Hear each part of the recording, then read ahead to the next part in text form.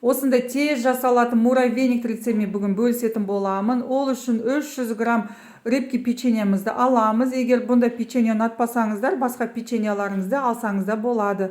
Печеньеларымызды блендерге салып, барлығын жақсылап үгітіп аламыз. Одан кейін бөлек ыдысқа 70 грамм өзіміздің жеп жүрген сары майымызды саламыз. Одан кейін үстіне 400 грамм вареный сгущенкамыз салып, барлығын үгітілген печеньемізге апарып, жақсылап қасықпен араластырамыз.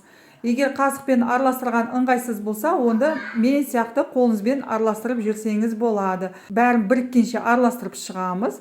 Араластырып шыққаннан кейін осындай мен сияқты формаға келтірсеңіз болады.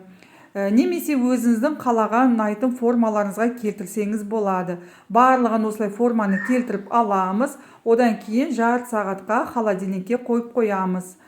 Холодильниктен алғаннан кейін шоколадпен безендірсеңіз болады. Немесе басқа да безендіретін қандай да зат ұнаса, сонымен безендіруге болады.